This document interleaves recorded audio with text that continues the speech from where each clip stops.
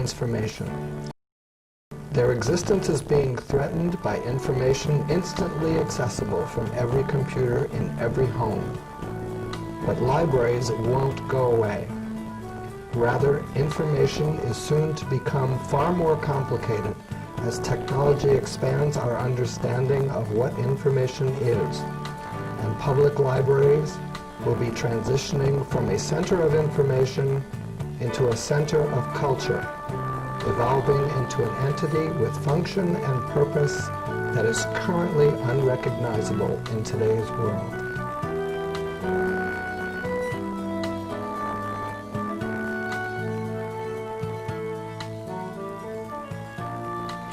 Hi, I'd like to welcome all of you to the Derry Public Library today. We're here to talk about the fact that the library is 100 years old on August 10th. I'm Cheryl Lynch. I'm the director of the library, and I'd like to introduce Jack Robillard, the assistant director.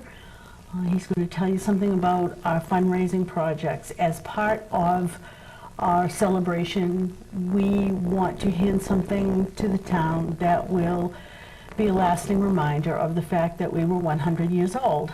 And 3 of the projects are the repair of the MacGregor glass window, stained glass window, and we'd like to get our fireplace operation in operation. It is located in the MacGregor building portion of the library.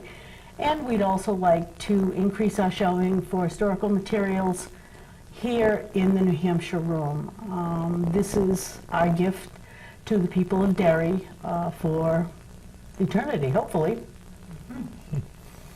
And actually, this whole project started way back in October, November of this past year.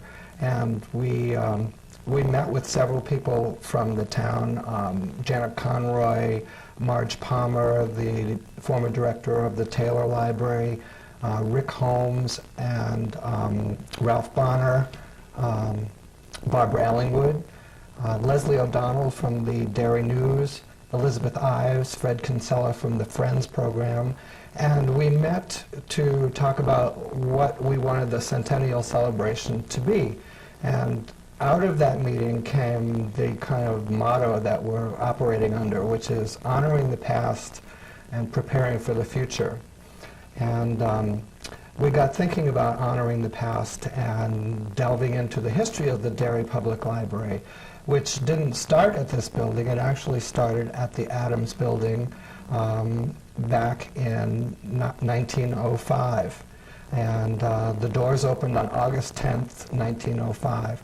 The building was a gift from Adams, and in his will he stipulated that the building include a room suitable for a library. And we got thinking about the whole history of the library and how the town and the people of the town have been involved in its history all along. Adams gave the money for the building. Another donor, Pillsbury, gave money for books. Later on, there was a will from Henry MacGregor that built the current library, and then there was a movement to add on to the library. So we've had a long history and involvement with the town and the townspeople being involved in its development and continuation. So we thought this fundraising project would be a great way to continue the legacy that was started way back then.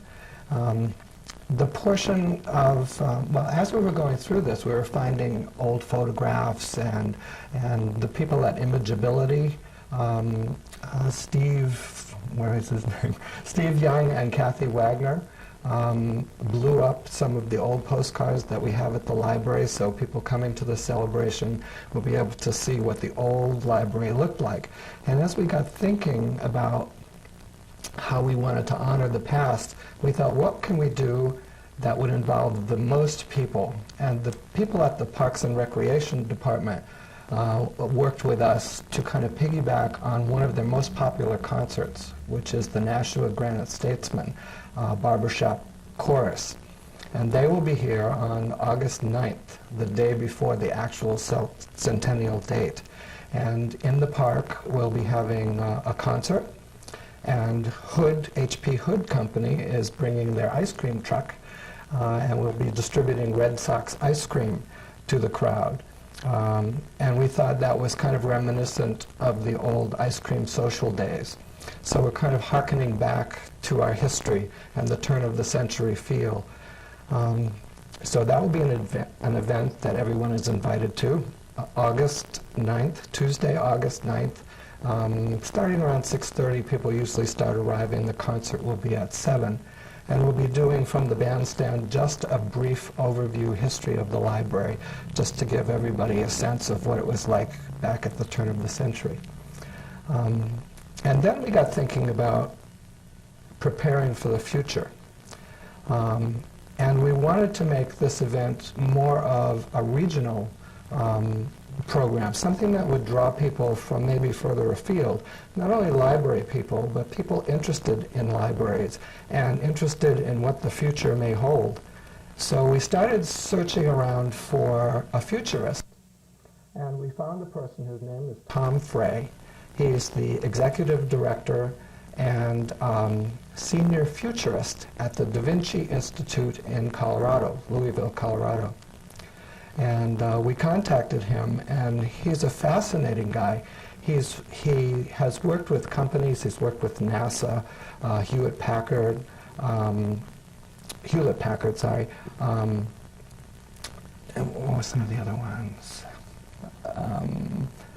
Lucent Technologies. And what he does, he goes into companies and he talks with them about the far out future and the things that are coming along in terms of technology and thinking that are way out in the future. He talks about the evolution perhaps of money and how maybe we won't be using money that we have nowadays.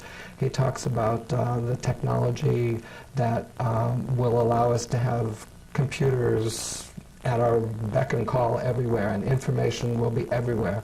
So he's taking us that next step, that leap into almost fantasy about what the possibilities might be for the future.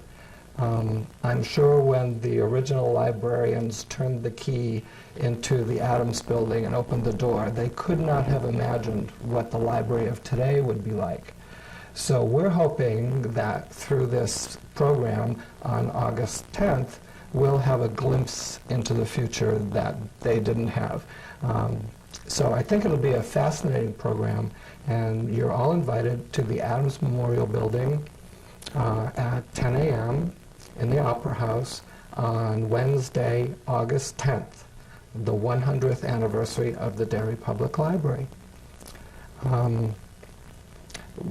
After that celebration, we'll be coming back here to the library, and the children's room is going to be doing a birthday party for the library at 1 o'clock in the afternoon. There'll be cake and activities, and if some of the young kids would like to bring a small present, they're always looking for donations of coloring materials or craft materials. So if you care to do that, that would be great, but it's not necessary. There'll be fun activities and cake and a birthday party for the 100th anniversary of the library. And then in the evening, we're having Rebecca Rule, and she is a New Hampshire writer and humorist, and two of her friends, Marin Tarabisi and Diana Durham, who are two poets. And they are doing a program called The Grail, The Rock, and The Wardrobe. And it's kind of a book library-related program, but it's here at the library in the Paul Collette Meeting Room at 7 p.m. on Wednesday, August 10th. And you're all invited to come and enjoy an evening of stories and New Hampshire humor and poetry.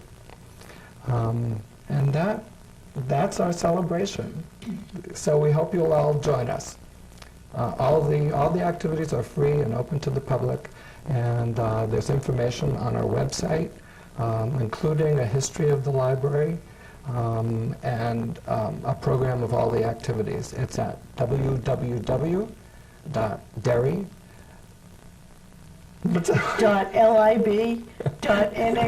Thank you. You're welcome.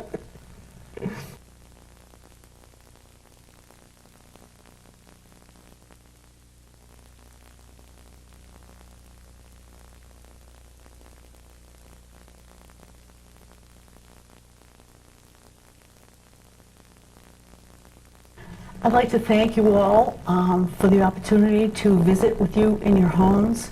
I want to add one more thing to Jack's excellent list of celebratory events, and that is that we will be setting up an historic walk that will represent the transition of the Derry Public Library from the Adams Building to the MacGregor Building. And this also recreates a short walk that we had at the grand opening of the new addition to the library in 1990. We had a bagpiper that symbolically took all the attendants from the old building into the new building, and then we had our ribbon cutting and our dedication ceremony. So what we are doing is we have a bagpiper, and all the attendees of our program at the Adams Building will be requested, if you will, to walk from the Adams Building to the Derry Public Library behind the bagpiper.